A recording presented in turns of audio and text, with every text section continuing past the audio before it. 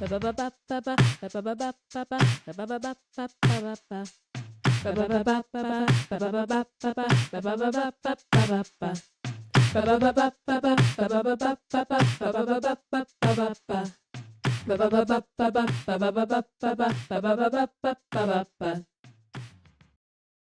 podcast listeners.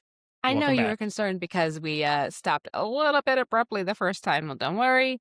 Here's part 2 of our opening or of our season opener. You're welcome. So one of the other things that I wanted to talk about though is like you've got with these team ups and everything, right? You also have to have like your genius. Like as we're sitting here talking about Tony Starks and things like that, you gotta have the people who know what they're doing, right? What is James Bond gonna do if Q isn't there to back him up? Fair Right? enough. Yeah. I mean, sometimes it's the only way that the heroes are actually able to deal with things, okay? Like we all laugh and joke about how like the Independence Day aliens were able to be beaten with like a MacBook from like 1997. Well, I think they were using Windows. Was it that? Oh my God, even more. Yeah, I think it was Windows. And like Windows 97 or something like that. The important part is that the genius was able to figure out how to do it. Yeah.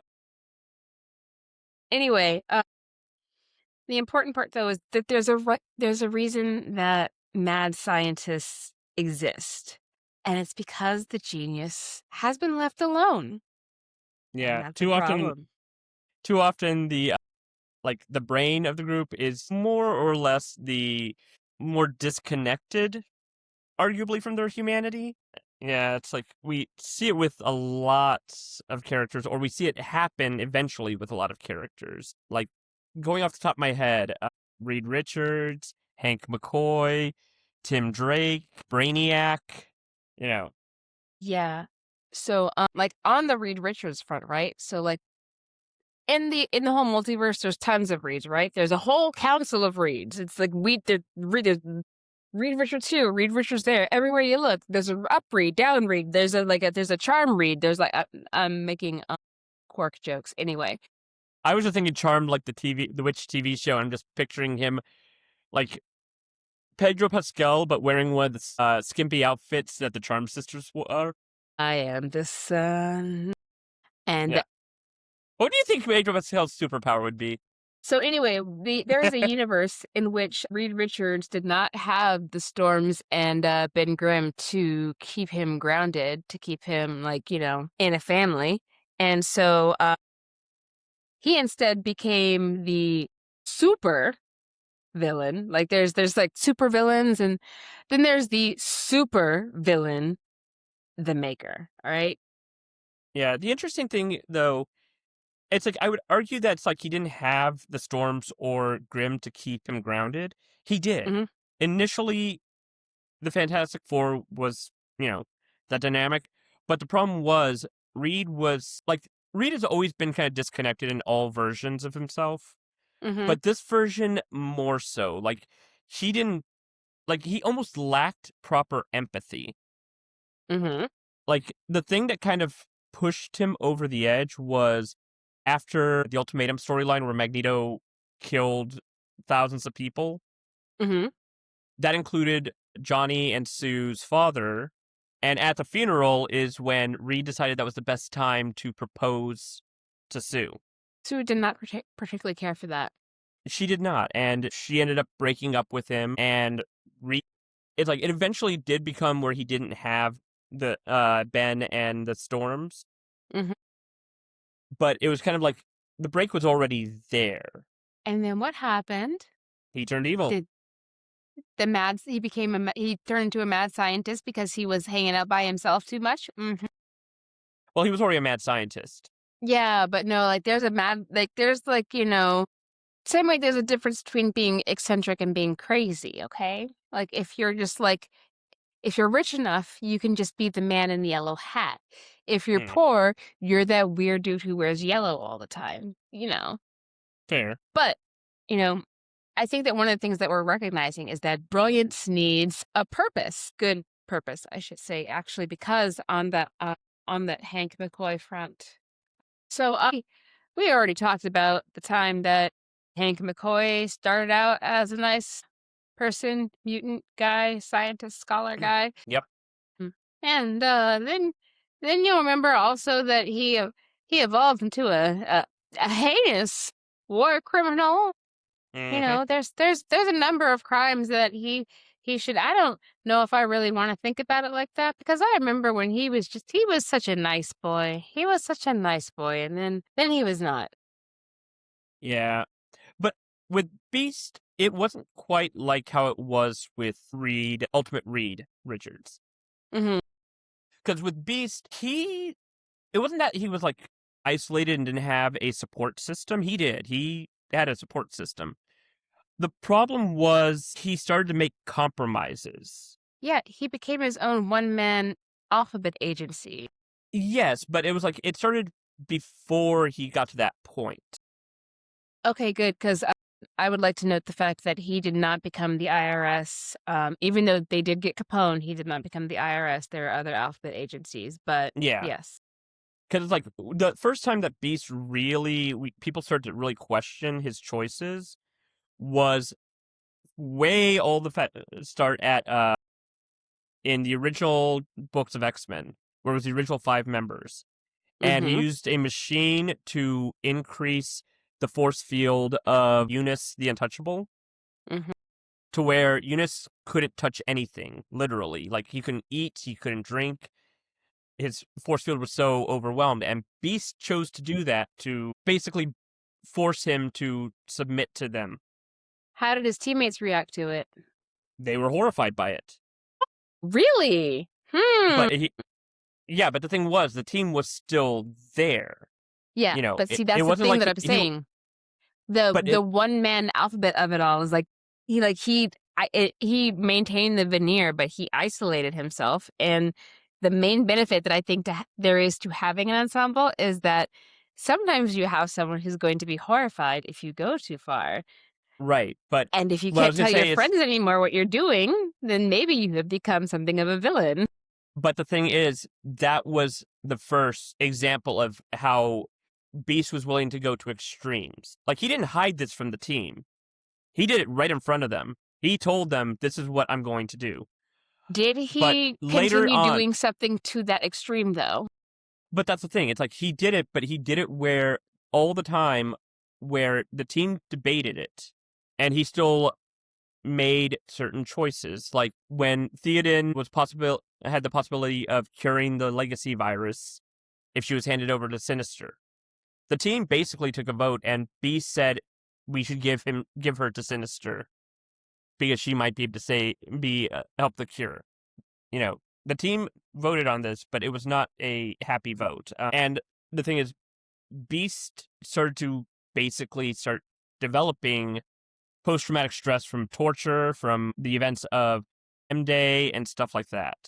Mm-hmm. And he was constantly trying to work with other people and and the community was trying to support him. But he got desperate. And he You know, stopped working with his community. he He did, had the mission. He had a mission. He had a mission, and it was a purpose. But like there's a lot of times that he sat there and he's just like, I have like this level of brilliance that other people do not. yeah, So but that's I'm a going to weird, sit there and be with other people and stuff like that. But I am more clever than them. I can do things better yeah, than them. I but can make these choices. that's the thing that was so weird. Beast was never like that at first. It wasn't until basically the X-Men versus Avengers storyline after Cyclops killed Professor Xavier that Beast started to get that level of arrogance. There's a level of guardrails that you start to lose whenever you stop being in full community with Yeah. people. And the thing is, Beast would constantly get called out, and he suddenly couldn't accept his choices were wrong. So there's I don't know exactly when the point was that he Yeah. kind of It was a shifted so slow that burn, but it was one of those where it was just like, at one point, the audience realized this wasn't the same Beast that we'd been reading for years. and he nominally was still part of the group, but I think that like it is like deepest self, whatever the group was, he's just like, yeah, I will sit there and go through the motions with stuff the same way that like there's a lot of I'm not trying to suggest that I have any kind of diagnosis, but I'm just saying there's plenty of sociopaths who, don't necessarily want to tell other people about what they have going on. Yeah. But to a certain extent, yeah, that's my issue. Like if you are a part of an ensemble and you can't tell the heart of the group what you're doing, it's probably a sign that something has gone very wrong. Yeah. And But it's kind of interesting too how the brainiacs are usually also, like, in many cases, the leader of the team. well, yeah, there's a lot of like deference to like being like clever that people have, but Yeah, because it's like, Reed Richards, Tim Drake, Batman.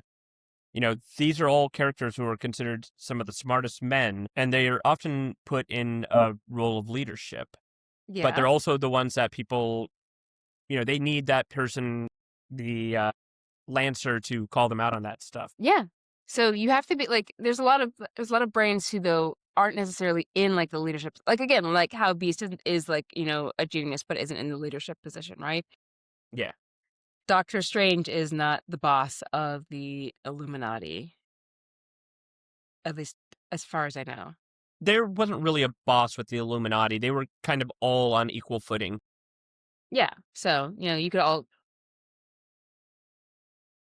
yes, but they were all able to come anyway. So, going back though to the heart that I mentioned, right?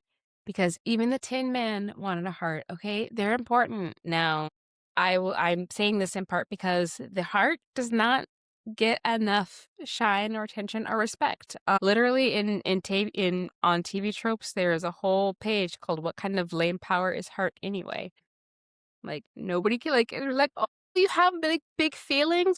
Big feelings are okay." Like it feels very there's a lot of mocking that the heart gets, okay? Well, I mean, that trope predominantly comes from Captain Planet and Mati because of the fact that out of the 5 Planeteers, Mati had hearts: fire, wind, water, earth, and heart.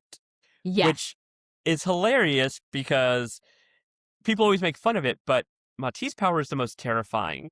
That's what that is my thing. Like people sit there and want to dismiss heart all the time. But Uh-huh. heart is the most OP thing of all because heart is like that is like that is your will. That is what you're trying to do. Okay. Now, like, and don't get me wrong, you can absolutely be a creep while you are the heart. Okay. Like, because we both watched a lot of Buffy. Okay. There was the one part of like the season finale of like, I think, what is it, season 4, where like they all came together and Xander was like the heart card, whenever they did the joining ceremony to make like Super Slayer, right?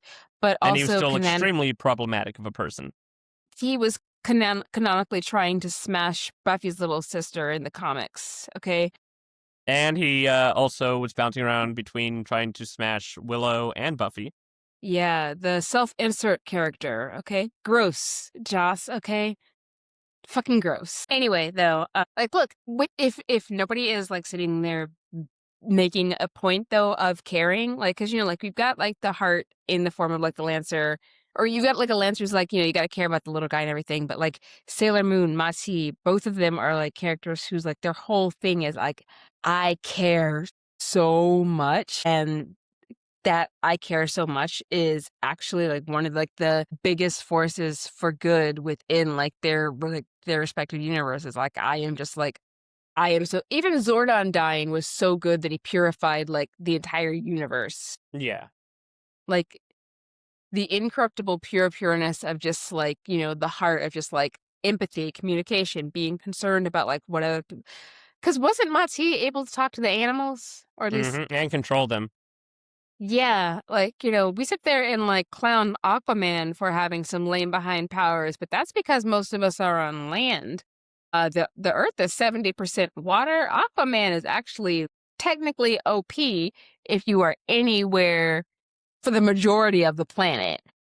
Yeah. But Well, it's like, but it's true. It's one of those things where a lot of times the character who has the heart, like we say, can often be times either the emotional center of the team or the ultimate destroyer of the team. I mean, we look at Jean Grey. Her powers are telekinesis, yes, but also telepathy, empathy. She's able to get into people's minds. She's also often portrayed as the mother figure. Mm-hmm. But her powers, Emma when Frost is she also lets very much a loose, mother figure too.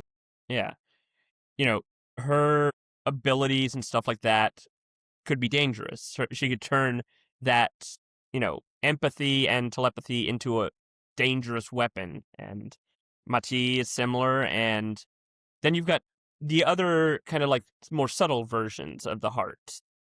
The ones the Xander of the group, where he has no powers, but he still emotionally grounds everyone and reminds them of, you know, again, Listen, humanity and kindness and empathy.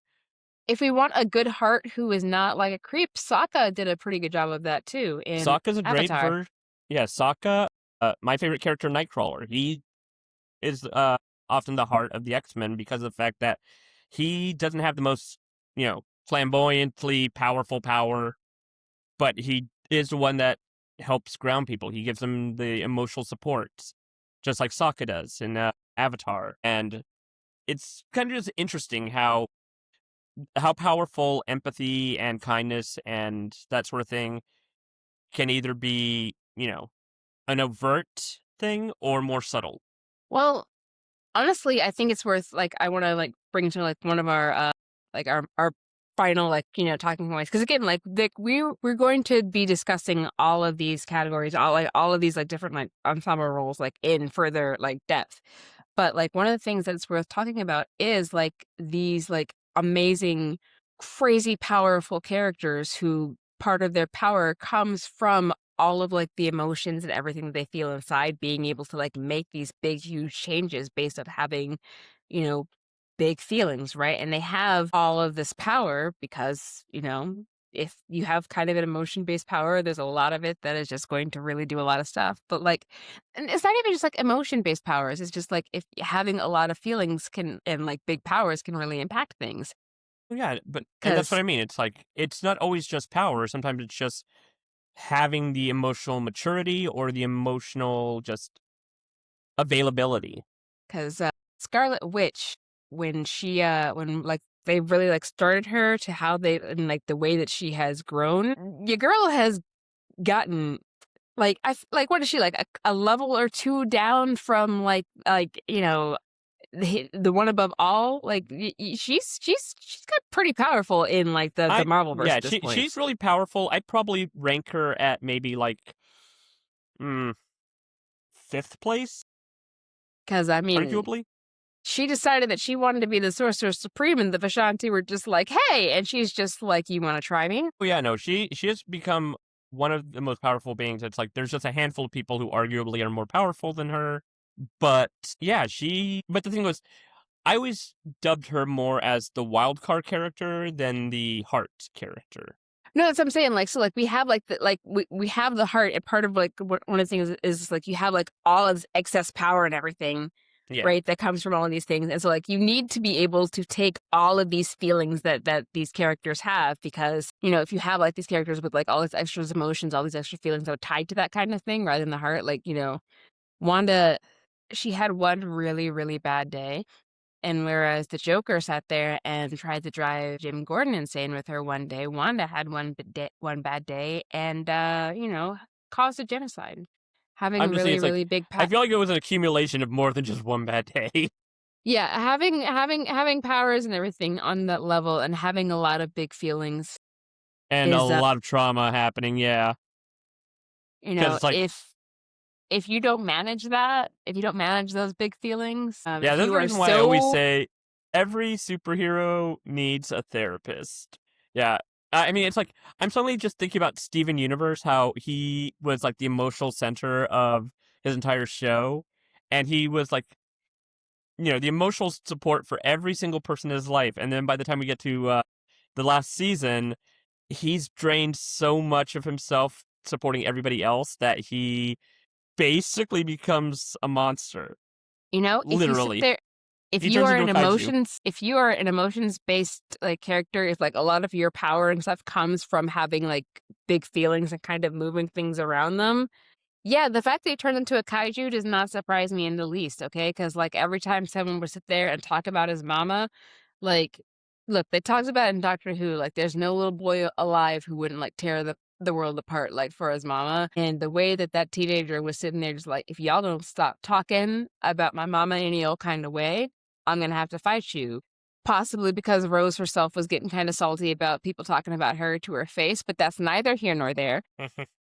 What matters is that Jean Grey is, like, as the Phoenix, is also, like, got a lot of really big feelings, and whenever she has really, really big feelings, her powers and such go kind of out of control, and Yeah, having and all that of makes these it. powers.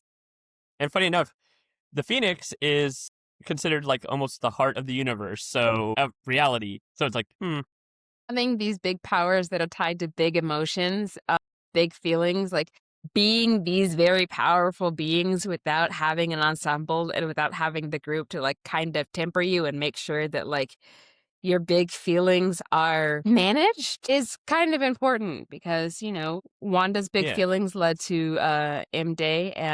Jean Grey's big feelings lead to all of the things, all of dead the broccoli Phoenix's people. shenanigans. Yeah. But the thing was, an interesting thing with Jean was that she was trying to manage it, and her team was trying to help her manage it. Mm-hmm. With Jean, her thing was less she didn't have support and she isolated herself, Mm-hmm.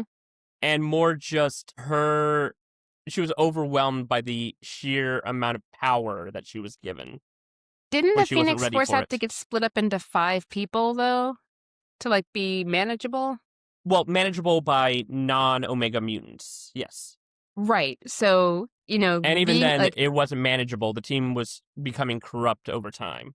that's having a team is important for especially for, like, these super, like, duper powerful characters Yeah, because, like, being able to, like, look, Star-Lord could hold, like, the Power Stone by himself, but being able to, like, transfer the powers, like, transfer the Power Stone energy throughout the entirety of the Guardians of the Galaxy was how they were able to win the dance battle, okay? agreed. But with like the Phoenix thing, working together didn't save it in the end. Eventually, each of the Phoenix Five, their power was taken by somebody else until Cyclops had taken it from everybody. I mean, Yeah, I it's can it's imagine that the Phoenix might like to prefer to be unified rather than all split up all well, yeah, no, the willy-nilly. Phoenix, a reoccurring thing was that the Phoenix was always saying, "All my pieces didn't come back." Okay, I'm sorry. I didn't realize that ISIS hadn't grabbed like your penis out of the Nile, ma'am. Yeah, There's a well, it's like bird. I'm so sorry. Jean and the Phoenix. Basically, there's a story where the Phoenix got broken, shattered, and its pieces were spread out throughout the universe and different people and different things. And a storyline that was going on for a few years was that the pieces were reassembling, reforming at the heart of existence, the White Hot Room. Mm-hmm. But every time the Phoenix remanifested, it said all the pieces didn't come back. Mm. And, the Phoenix tried to find support, tried to find help in various storylines to different extremes, depending on who was in control of it. Eventually, now the Phoenix is one thing again. It's been fully reassembled. Jean is the one true Phoenix of everything, and she's holding it together. She has not gone dark. She is traveling the universe, helping people, and she's still retaining connections with her family across, you know, time and space. Which I feel like is kind of like an extra bonus for the whole thing of just like being by yourself. Yeah. Good, useful. Being in a team keeps you from going crazy and destroying things. Yeah, but Jean is by herself now. She is traveling the universe alone. She just is still able to keep those connections from a distance because of her immense power. Just because you're not in the same room as someone doesn't mean that you're not close to them, No, sir. that's true. I'm just saying it's just interesting how Jean's story essentially back in the Dark Phoenix saga was that she wasn't ready to accept these responsibilities and these powers, and they overwhelmed her. But time, age, experience, and love and support from her family and friends has allowed her to control that to become the true heart. So I still can I count her as like a powerhouse, kind of like her. Like I said, her and Wanda, like they're powerhouses that need kind of not quite like Dyson spheres per se, but they need the ensemble around them to basically keep them from doing a lot sometimes. There's a lot of power, and it's hard to, like, kinda manage and keep your eye on, like, the people Yeah. who are around you without the team. But it would also help if they didn't keep explaining that, oh, basically a man manipulated her into going crazy. Well, Because on the plus that's what side. happened. Yeah, that's what happened with Jean with Mastermind controlling her. And thanks to retcons, that's what happened with Wanda because it was Doctor Doom controlling her. Mm. I don't understand why it is that the bear is such a huge question. I know. It's like, choose the man or the bear. Well, the bear has never, like, blamed the woman for being attacked for what she was wearing. Yeah, yeah. So, that's cool. I love the bear. So what if though instead of we move on from like, the bear to like our like one of our last like big like topics like the legacy kids, right? Mm, How they're the man versus bear is a conversation that we're having online and our parents were and the legacy characters are having conversations that like their parents absolute parents are not, like Kate Bishop, Hawkeye, and Iron Lad, and like all of the Robins and things. Like how they're hmm judged as how to as they're compared to like their original. How does Wonder Girl measure up to Wonder does like Kid Flash or Aqualad measure up to their namesakes? Yeah, Are they replacing somebody? it's kind of interesting how legacy has shifted in comic book media, Hmm. largely because of the fact that so many creators keep creating new legacy characters that it's hard to keep the structure of legacy. And then you Okay, what had do you like mean? Dan DiDio who kind of wiped it out for a while. Because back in the day, Legacy was Dick Grayson, Donna Hmm. Troy, Roy Harper. They were the sidekicks, and they were the Legacy. They were going to become the Justice League one day. Like baby Avengers. Essentially, yeah. And, you know, the thing is, over the years, other heroes have stepped in. So Nightwing grew up, became Nightwing. Dick Grayson grew up to become Nightwing. In comes Jason Todd. Jason Todd dies. In comes Tim Drake. Tim Drake temporarily retires. In comes Stephanie Brown. Stephanie dies. Tim comes back. Damian shows up. We suddenly have all of these levels of legacy that we don't know who is supposed to take over anymore. Yeah. And the older legacy heroes at times keep getting forgotten. Like I said, Dan DiDio hated legacy in DC Comics, and he tried to wipe it out as much as possible. Suddenly, Donna Troy didn't exist. Wally West didn't exist. Was this before or after Star Wars 8? Before. Okay. Just, making nerd jokes where I can. But But yeah. yeah, it's like legacy at one point actually meant, creating a family, creating this dynamic and stuff like that. Mhm. Because like the Flash family, you had Barry or Jay Garrick, Barry Allen, Wally West, and then Bart Allen and a few other characters. Mhm. But it was always like you knew who was supposed to take over from the hero, who was the legacy. Yeah. Now you don't know anymore. It's hard because there's so many of these characters running around. And don't get me wrong, I love these characters, so many of them. But legacy has gotten kind of muddled. Well, so what do you mean? So we're talking about like Patriot versus Captain America or like Wiccan and Speed versus Scarlet Witch or like, you Well, know, like, with the Avengers legacy characters, a lot of them aren't even quite legacy characters. mhm, Like, they might have been inspired by another hero, but they're generally their own heroes. Like, Hulkling appeared on the scene as baby Hulk, right. but he was not remotely a Hulk. He was an alien and shapeshifter. He wasn't like gamma radiation and all that stuff. Okay, but you also have like Kate Bishop like, being like, Hawkeye too. Right, but Kate Bishop kind of just wasn't so much trying to be a legacy character as just like, I found this purple outfit, I'm gonna wear it, and people are calling me Hawkeye now, so might as well be Hawkeye. I mean, I'm not gonna lie, I feel like I found a purple outfit and I'm going to wear it, makes a lot of sense, but that might be because purple is my special interest. That's neither here nor there.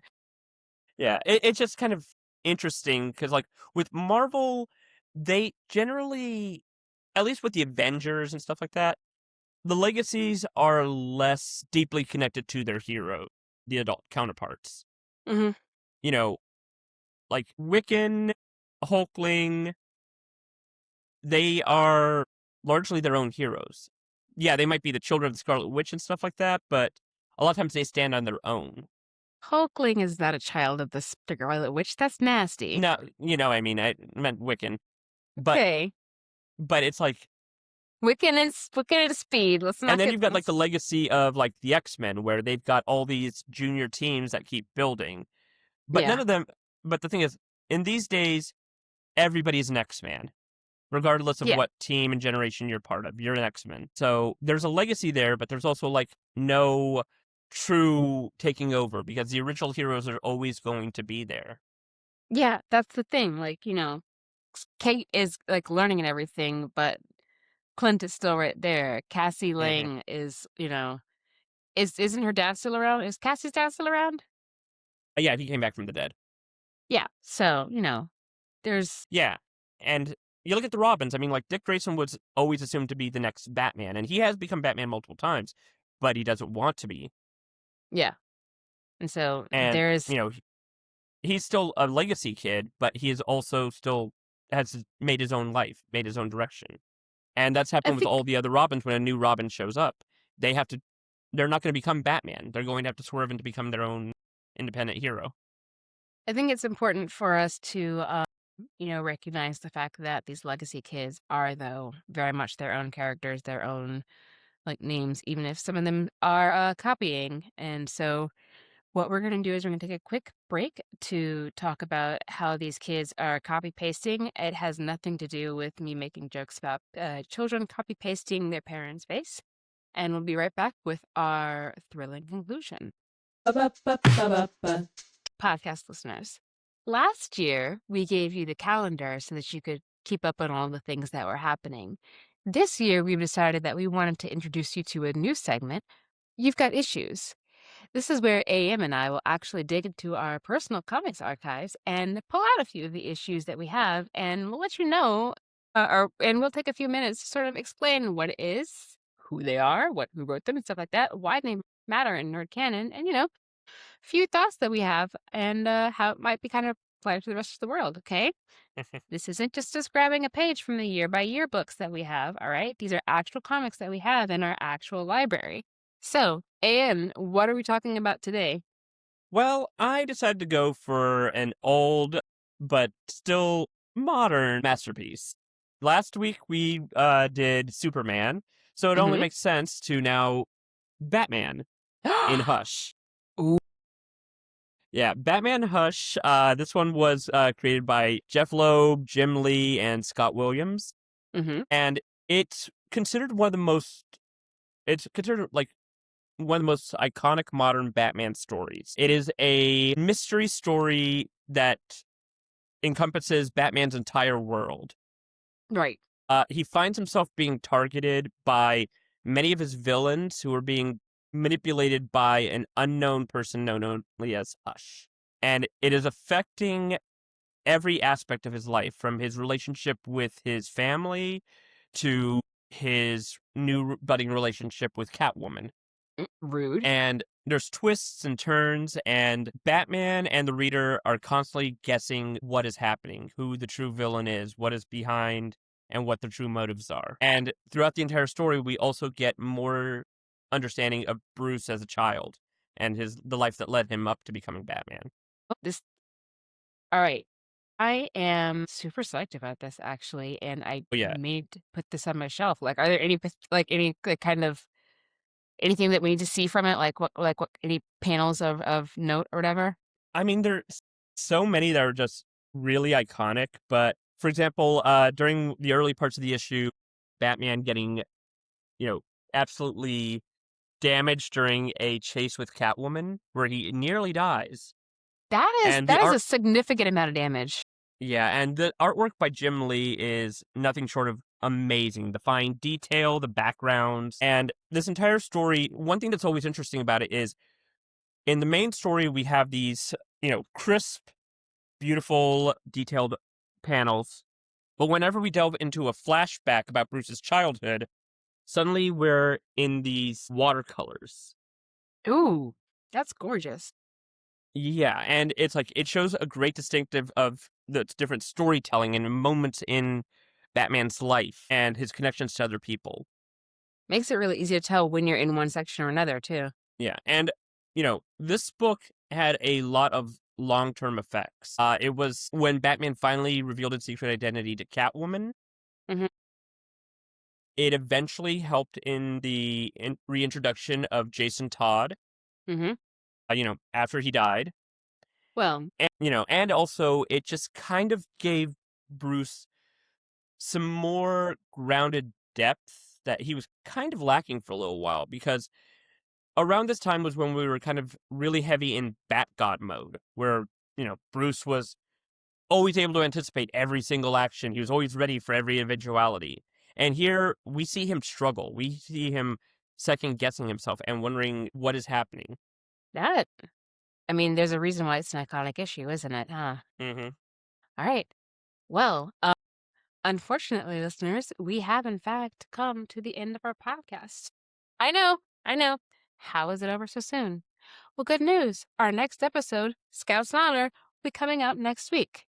You're also, of course, more than welcome to listen to this episode again if that's not fast enough.